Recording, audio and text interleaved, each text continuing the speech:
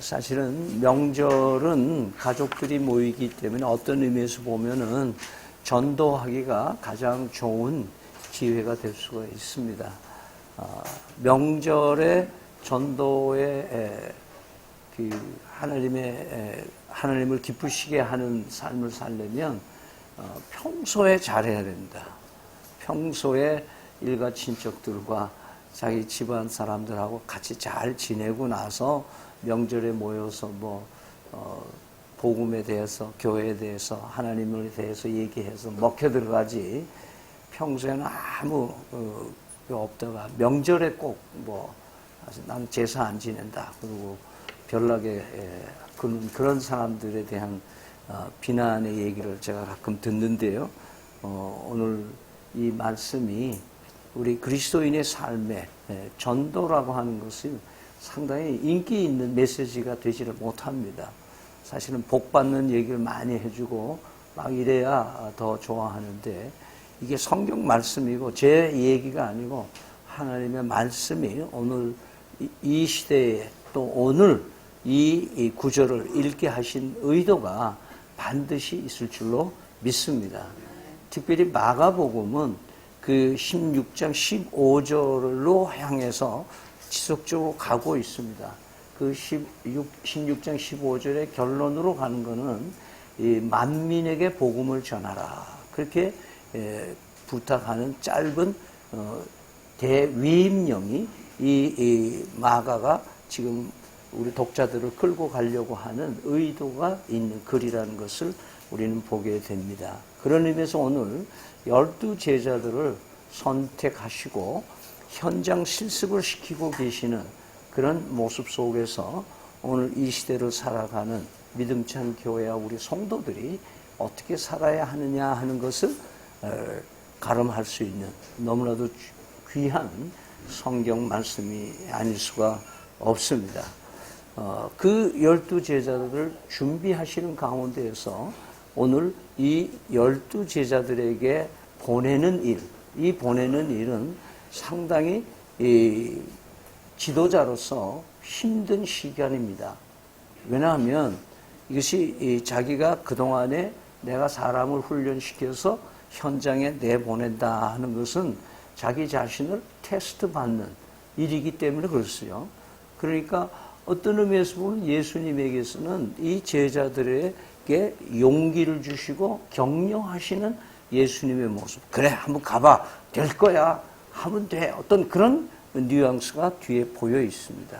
그런데 대조적인 것은 지난번 6장 초입에서 보면은 예수님이 자기 고향에 나사렛이라는 곳에 갔어요. 마치 우리 명절 되면 고향으로 가는 것처럼.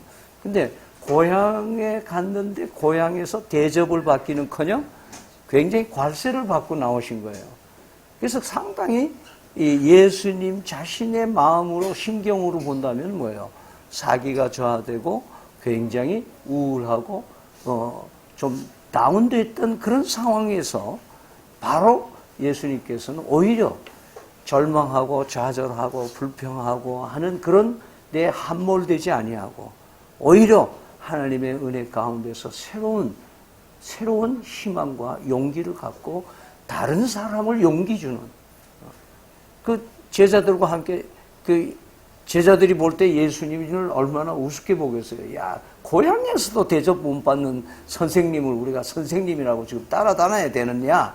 이런 상황인데 예수님이 괜찮아.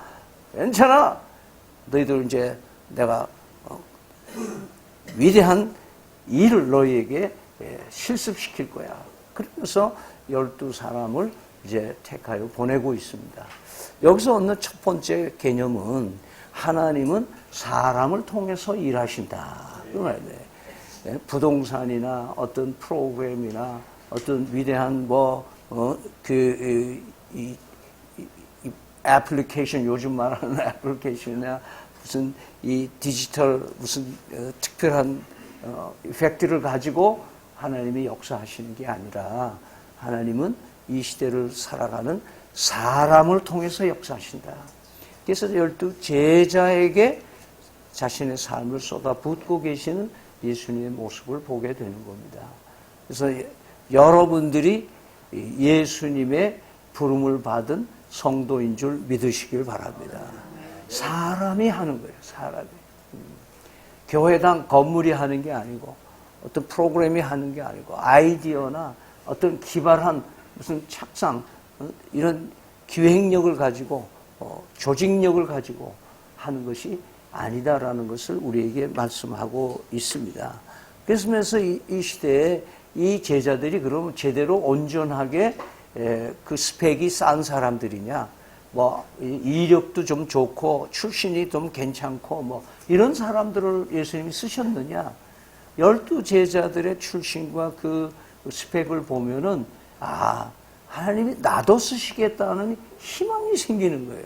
왜? 그 사람들은 다 평범한 사람들이에요. 자기 생업이 있고 그 생업도 무슨 뭐 존경받는 무슨 뭐 제사장 출신이라든지 무슨 그다음에 정치인이라든지 무슨 뭐 법조계 인사라든지 이런 사람을 쓰지 않으시고 아주 평범한 사람들.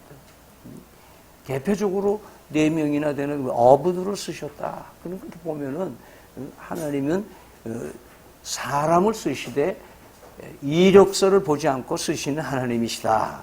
할렐루야. 그 사람을 쓰세요. 그 사람을 쓰시는데 내가 자격이 있어서 쓰신다 이렇게 표현을 하질 않았어요. 그 바울 사도는 자기가 그런 직분과 직무를 받은 것은 순전히 하나님의 은혜라는 걸 설명하기 위해서 이렇게 얘기를 해요. 디모데전서 1장 12절에 나를 능하게 하신 그리스도 예수 우리 주께서 내가 감사함은 나를 충성되이 여겨 내게 직분을 맡기심이라. 충성되지도 못하고 게으르고 그저 내 도모하는 내 하는 일들이 그래서 제대로 그냥 이기적인 그런 삶이지만은 하나님이 야, 너 해봐. 너 할 수 있어. 내가 너에게 이런 일을 맡겨줄게. 가능해. 이렇게 얘기해요. 그럼 모세가 알잖아요. 모세가 40년 광야에서 어눌해졌을 때에 하나님 불렀을 때 뭐예요? 난 못합니다. 그러니까 그래도 너 할 수 있어. 열등감에 사로잡힌 모세를 들어 쓰셔서 민족 해방에 쓰신 역사들을 우리는 잘 알고 있습니다. 하나님은 사람을 통해서 일하신다. 한번 따라서 하시기 바랍니다. 하나님은 나를 통해서 일하신다. 그러니까 내가 움직이지 않으면 하나님의 뜻이 실현되지 않는다는 말이에요. 그렇잖아요. 내가 살아내지 않으면 어떤 하나님의 나라도 이 땅에 실현되지 않는다는 말씀입니다. 그래서 오늘 그 말씀 가운데서는 우리의 신앙생활은 행동하는 거다 이거예요. 행동하는 거다. 이 12사람을 여섯 조로 나누어서 이제 내보내잖아요. 현장으로 가잖아요. 시키는 대로 가서 실습해야 되잖아요. 사는 거예요. 신앙은 사는 건 줄 믿으시길 바랍니다. 여러분, 우리의 삶 속에서요, 사실은 종교인이 되는, 교인이 되는 거는 선택하는 거예요. 뭐 장로교, 무슨 침례교, 어느 교회를 갈 건지, 여기 가까운 교회를 갈지 멀리 다닐 건지, 그거는 선택일 수 있어요. 그러나, 신앙은 필수 과목이에요. 신앙은 선택이 아니다 이 말이에요. 예수 믿어도 되고 안 믿어도 되는 게 아니라 예수를 믿어야 되는 거예요. 그래야 살 길이 있는 거예요.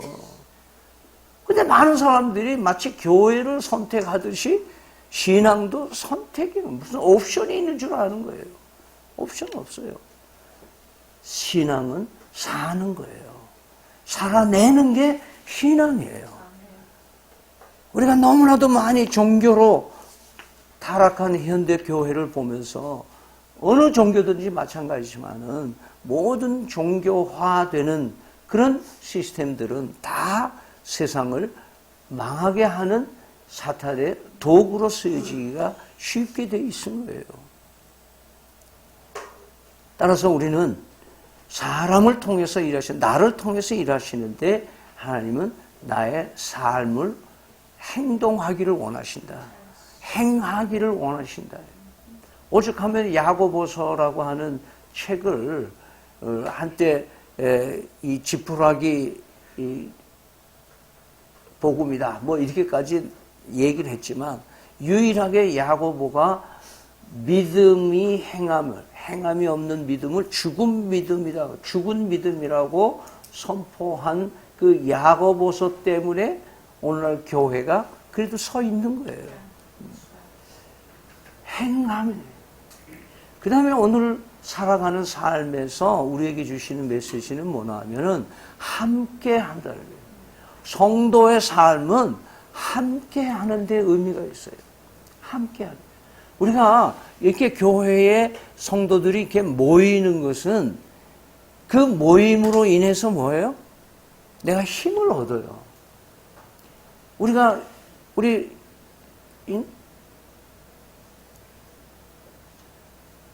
오늘 많이 빈자리가 있을 때 많이 썰렁들 했잖아요. 그렇죠? 그리고 박 집사님 가정에 다 들어오니까 어때요? 좀 힘이 나죠? 그래요, 안 그래요? 그러니까 나의 출석이 다른 성도에게 힘을 주는 거예요. 나 하나 좀 빠지면 어때? 그러지만은 그게 아니라 내가 힘들고 어렵고 하더라도 내가 출석해 준 거, 내가 함께 있었는 거. 여러분 가족들이 설에 좀 찾아와 줄 때에 뭐예요? 좀 그래도 푸근하잖아요. 근데 아무도 찾아주지 않는다? 썰렁해요. 그러면 내가 찾아가면 돼. 찾아오길 기다리지 말고 내가 찾아가. 그래서 성도는 함께 하는 데 은혜가 있어요. 오늘날 경영학에서는 시너지 효과, 시너지 이펙트라고 하는 용어가 많이 유용되고 있어요. 그것은 수학적으로는 1 플러스 1은 2이지만 시너지 효과는 뭐냐면 1과 1이 더해지면은 3과 4나 5의 효과를 볼 수 있는 것이 시너지 효과다. 그렇게 얘기해요. 그러니까 혼자 일하는 것보다는 둘이서 일할 때에 3과 4의 효과를 낸다. 상승 효과를 낸다. 그런 경제 용어들이 있습니다. 그래서 성경에는 이미 그런 말씀을 해 주셨어요. 전도서 4장 9절에서 10절에 보면은 두 사람이 한 사람보다 나음은 그들이 수고함으로 좋은 상을 얻을 것입니다. 혹시 그들이 넘어지면 하나가 그 동물을 붙들어 일으켜려니와 홀로 있어 넘어지고 붙들어 일으킬 자가 없는 자에게는 화가 있을 것이다. 그래서 같이 가는 거예요. 동행하는 거예요. 우리 성도들은 복수로 살아야 돼요. 그러니까 나 혼자 살아. 제가 제일 힘든 삶 중에 하나가 이렇게 함께 하는 거예요. 저는 참 힘들어요. 저는 자라나는 과정에서도 그렇고 저희 모친이 맨날 그래요. 너는 어렸을 때 맨날 혼자서 지냈다 이거예요. 애가 어디 있는지 울지도 않고 보채지도 않고 그냥 어느 구석에 있는지 모르게 지 혼자 산다 이거예요. 그게 저에게 하나님이 주신 캐릭터고 장점일 수도 있지만 저는 목회를 하면서 많이 손해를 보고 있는 것 중에 하나예요.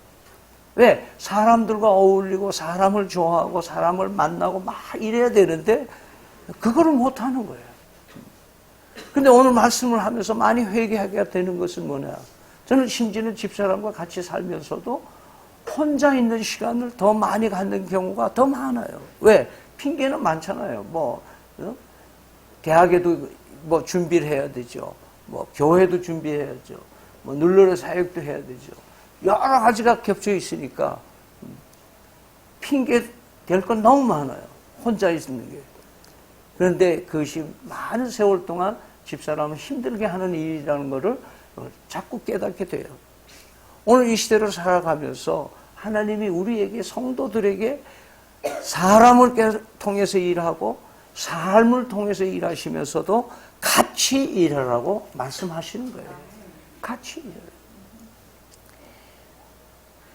그러면서 오늘 말씀에는 이 신앙생활과 전도하는 삶, 전도란 삶은 내 삶을 통해서 하나님이 드러내는 삶, 또 내가 드러내는 그 향기로운 그 포띠나는 저 사람 예수쟁이야 하는 포띠나는 삶 때문에 나도 저 사람 보니까 예수 믿어야 되겠다. 그것이 삶을 통한 전도고 또 내 입으로 전해졌을 때에 전하는 메시지도 있는 거예요. 자, 그러면서 오늘 이 8절에 보면은 여행을 위하여 지팡이 외에는 양식이나 배낭이나 전대나 돈이 아무것도 가지지 말며 단벌로 다니라 이거예요.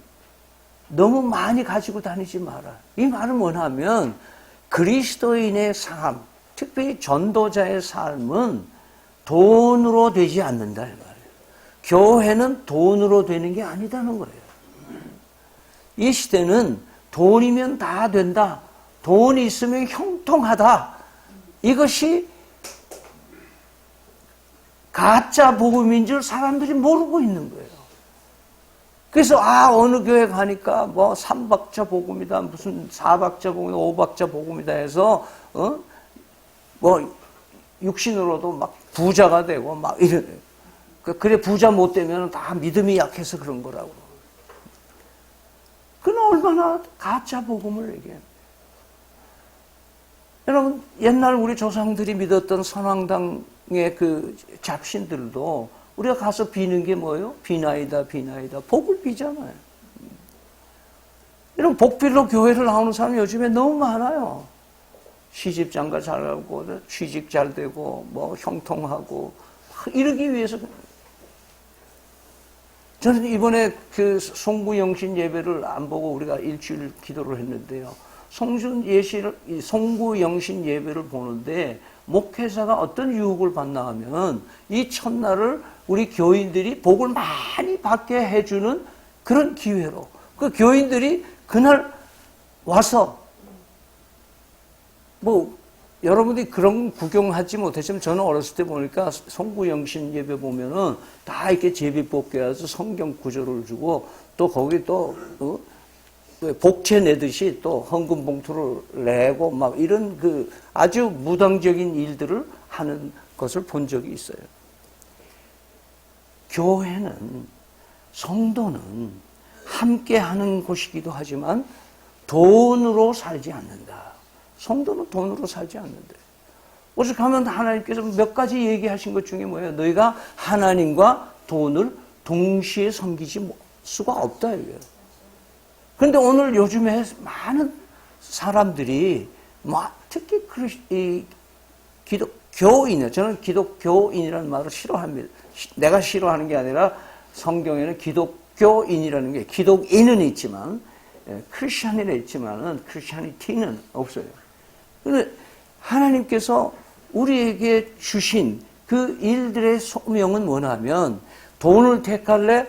하나님을 택할래? 할 때에 하나님을 택하겠습니다 하는 사람을 하나님이 책임져 주신다 이 말이에요. 그래서 가끔 제가 조크 비슷하게 하지만은 10억을 갖고 예수를 안 믿을래? 아니면 10억 필요 없습니다. 예수 믿겠습니다. 할래. 그런 옵션을 이 한국 교회에다가 주면은 많은 사람들이 그냥 원래 제가 너무 한 얘기인지 몰라도 그냥 10억 받고 나 예수 안 믿겠습니다 하는 사람이 상당히 많을 것 같아요. 여러분들이 동의하는지는 모르겠습니다만은 오늘 보면 전도자들 이 제자들에게 가면서 좀 용돈도 좀 두둑이 주시고 야 가서 뭐 배고프지 말게 좀 이거 사 먹어라. 또 가서 또 필요하면 이런 그 장비도 필요하다. 또 이런 거 하면은 말이지. 너무 사람들에게 배 끼치지 말고 네가 좀 풍족하게 막 가져라. 그렇게 하실 것 같은데 오히려 다 빈손으로 보내시는 거죠. 이 의미는 무슨 의미예요? 많은 선교하는 사람들이 돈으로 선교할 수 있다고 생각하는 사람들이 많아요. 교회들도 자꾸 돈을 여러분 세배하러 오는 이 다음 세대 아이들에게 여러분이 세뱃돈을 많이 주면 그 아이가 그 할아버지, 할머니, 엄마, 아빠를 존경할까요? 절대 세뱃돈으로 아이들의 마음을 살 수가 없습니다. 잠시 기쁨을 줄 수는 있지. 제가 소년분류심사위원회 늘 노래하고 이제 거의 한 달에 한 번씩 집회를 쭉 한 10여 년 한 적이 있어요. 그런데 1995년도를 트렌드로 해가지고 새로운 현상이 벌어졌다고 그 통계를 저한테 얘기해주는 그 소년분류심사원 원장님이 말씀하시는 거예요. 그 얘기는 뭐냐면 전에는 가난하고 그 없는 아이들, 없는 집의 아이들, 못 배운 집의 아이들이 범죄를 저지르는 확률이 많아졌는데 1900년 후반부로 가면서는 돈 있는 집, 지위가 괜찮은 집, 그런 사람들이 우범지대에서 왜 그러냐? 걔네들은 돈이 많으니까. 전에는 범죄를 돈이 없어서 저지르는 아이들이 많았는데 이제는 뭐예요? 돈이 많아서 범죄 저지르는 아이들이 소년 범죄자들이 더 많다는 거예요. 이건 똑같은 예예요. 요즘에 뭐 마약 사범으로 이 도박으로 이렇게 끌려다니는 사람들 보면 다 뭐예요? 재벌들 2세, 3세 아니면 다 연예인들, 돈 많이 있는 사람들이 범죄를 저지르는 거예요. 왜? 돈으로 해결이 안 되는 인생이라는 걸 하나님이 지금 말씀하시는 거예요. 그런데도 우리 지금 돈. 제발 돈바람 좀 내려와서 좀 돈 걱정 안 하면 살면 좋겠다. 여러분, 하나님을 붙드시길 바랍니다. 교회는 돈으로 되지 않습니다. 돈으로 교회당은 지을 수 있지만 하나님의 역사하시는 교회는 이룰 수가 없습니다. 오늘 이 말씀 가운데 또 우리가 묵상하는 것은 이 전도는 대단히 미련하게 보이는 일들 중에 하나다. 거기 현지 사람들이요, 도대체가 거절하는 사람들이 많았던 거예요. 그래서 거절하면 너희 신발에 먼지를 털어라 뭐 이렇게 표현을 하는 그 의미는 뭐냐면 복음 전했을 때 다 환영하는 게 아니고 거절하고 반대하는 사람들도 반드시 있다는 거예요. 여러분, 이 시대는 가장 전도하기 힘든 시대에 살고 있어요. 왜냐하면 먹고 살만하기 때문에 그래요. 먹고 살만하기 때문에 그래요. 신명기에 보면은 여러 번 하나님께서 메시지를 주는, 모세를 통해서 메시지를 주는 고별 설교들이 나오는데 그 설교 가운데 내가 너희에게 약속한 땅을, 젖과 꿀이 흐르는 땅을, 약속한 땅을 주겠다. 그런데 요즘 버전으로 얘기하면 좀 걱정된다. 너희들 그거 가가지고 잘 먹고 잘 살면 나를 잊어버릴 거 아이가? 그래. 배 부르면 나를 잊어버리면. 그대로 됐잖아요. 이스라엘이 사사기를 통해서, 그 다음에 이 통일 왕국 건설하면서 이 다윗의 대국가를 경성하고, 그 다음에 솔로몬에서 부와 지혜라서 온 세상의 사람들이 그 하나님이 함께하는 나라, 대단한 나라다 이러고 있는 동안에 그 지도자들이 돈에, 배부름에 하나님을 잊어버리고 그 나라가 망하고 포로 생활까지 하는 처참한 이스라엘의 역사들을 우리는 봅니다. 하나님은 우리에게 오늘도 이 시대에 먹혀 들어가지 않는 방법을 우리에게 주신 게 전도하는 거예요. 전도.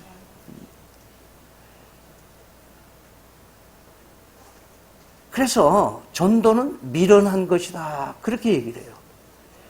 우리 오늘 주보에 보면은 옆에 칼럼란에 보면 고린도전서 1장 18절에서 25절까지 말씀을 기록해 놨는데요. 같이 한번 펴시고 읽을 수 있기를 바랍니다. 같이 읽습니다. 시작. 십자가의 도가 멸망하는 자들에게는 미련한 것이요 구원을 받는 우리에게는 하나님의 능력이라. 기록된 바 내가 지혜 있는 자들을 지혜를 멸하고 운명을 배하리라 하였으니 지혜 있는 자가 어디 있느냐? 선비가 어디 있느냐? 이 세대의 변론가가 어디 있느냐? 하나님께서 이 세상의 지혜를 미련하게 하신 것이 아니냐? 하나님의 지혜에 있어서는 이 세상의 자기 지혜로 하나님을 알지 못함으로 하나님께 전도에 미련한 것으로 믿는 자들을 구원하시기를 기뻐하셨도다. 유대인은 표적을 구하고 헬라인은 지혜를 찾으나 우리는 십자가에 못 박힌 그리스도를 전하니 유대인에게는 거리는 것이요 이방인에게는 미련한 것이로되 오직 부름받은 자들에게는 유대인이나 헬라인이나 그리스도는 하나님의 능력이요 하나님의 지혜니라. 하나님의 어리석음이 사람보다 지혜롭고 하나님의 약하심이 보다 강하니라. 아멘. 여러분 노방전도 그거를 좀 있어 보이게 말하는 게 이제 버스킹 그렇게 얘기를 해요. 이거 지금 사람들이 싫어하잖아요. 우리들도 또 어떨 때 보면 꼭 좀 아닌데 막 그만하지 뭐 이런 생각들을 가지게 되는 경우가 많아요.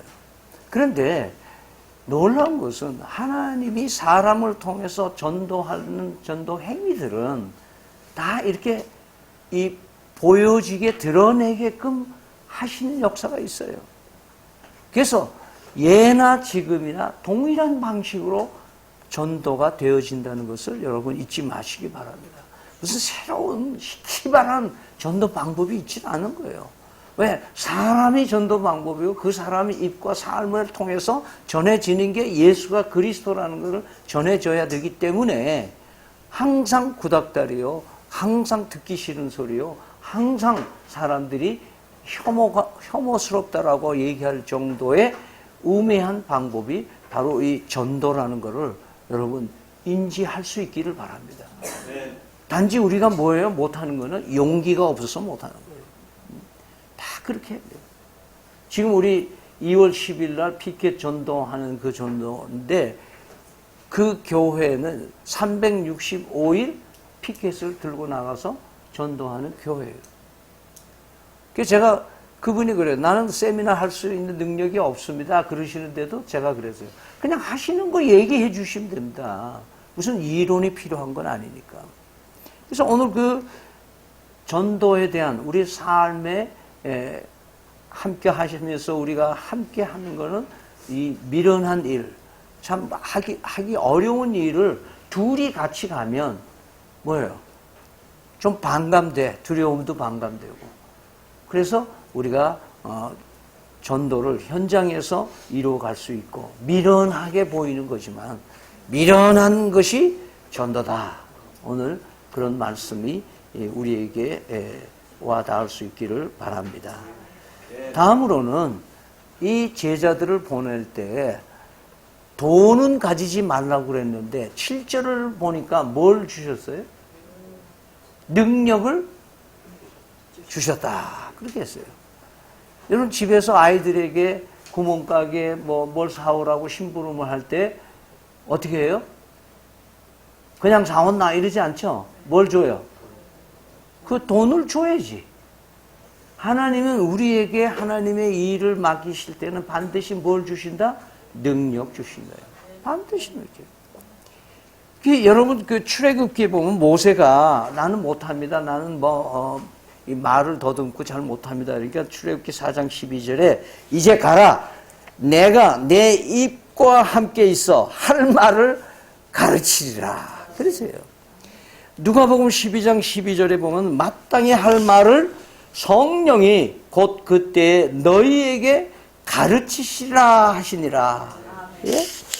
그러니까 무슨 신학을 공부하고 막 이런 질문을 하면 이렇게 답하고 막 이렇게 여호와의 증인이나 뭐 다른 이단들처럼 전략을 가지고 막 이렇게 훈련을 받아야 전도하는 게 아니라 하나님은 미련한 방법을 나를 통해서 쓰신다는 것을 잊지 마시기 바랍니다.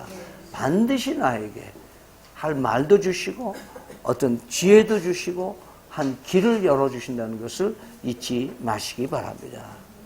끝으로 오늘 말씀에는 가서 뭘 했느냐, 뭘 전했느냐 그걸 우리는 복음을 전한다 이렇게 요즘은 얘기를 하는데, 이때는 뭐예요? 예수님이 아직 십자가에 고난을 당하시기 전이에요.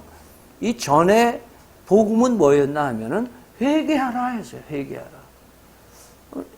그 12절에 제자들이 나가서 뭐 하라?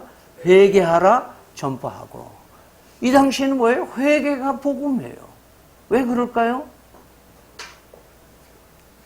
회개하려면 뭐가 전제돼야 돼요?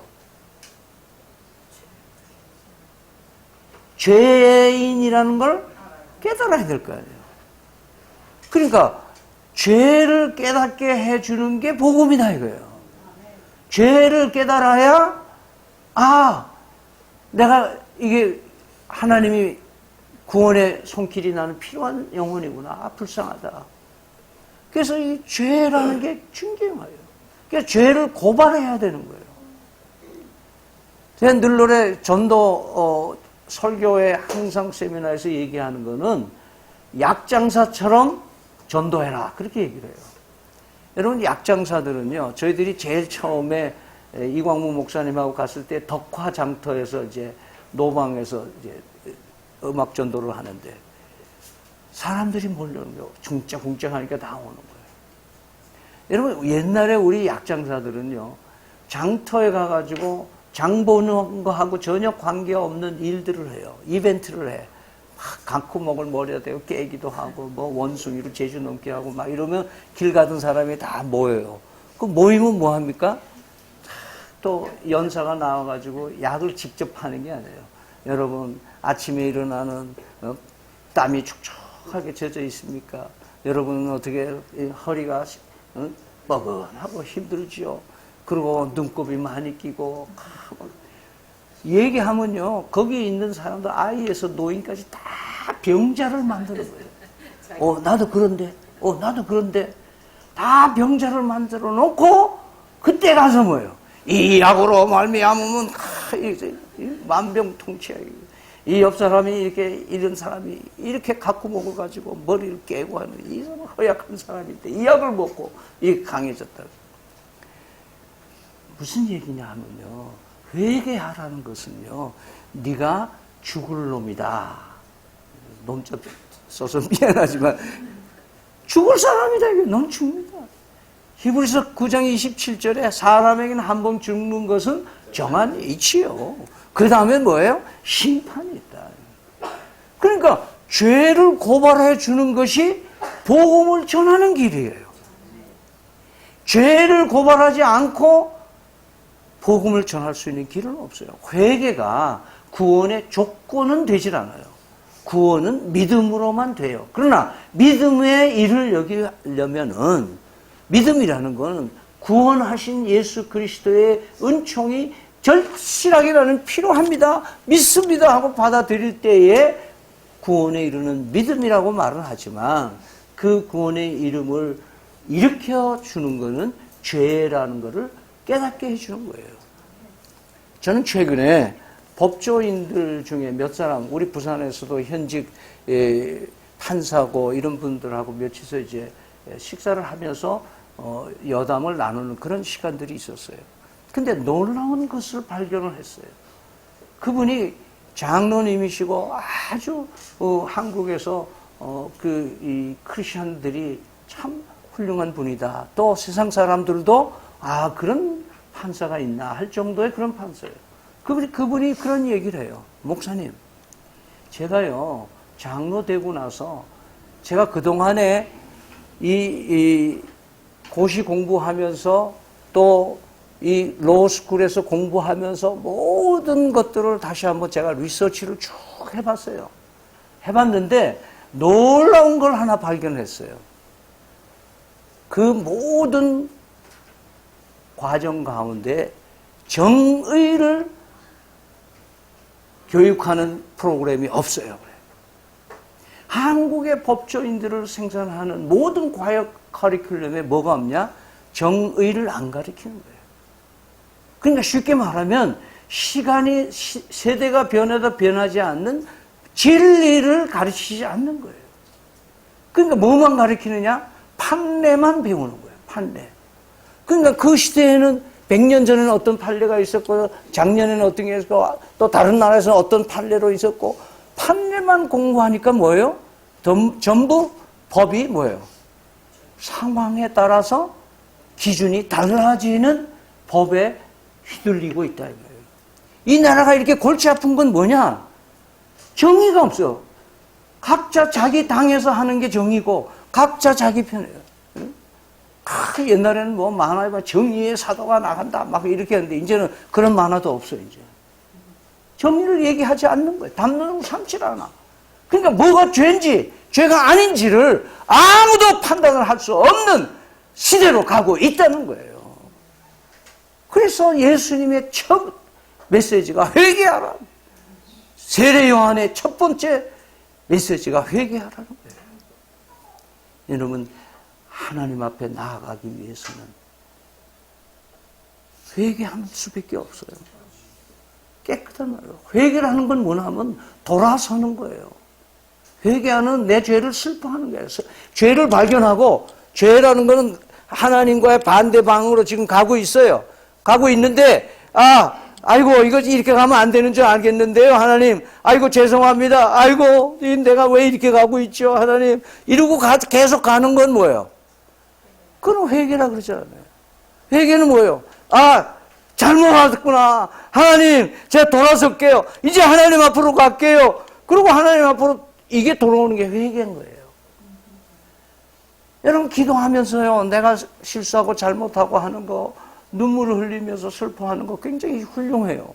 그러나 돌아서지 않는 것은 회개라 그러지 않는 거예요.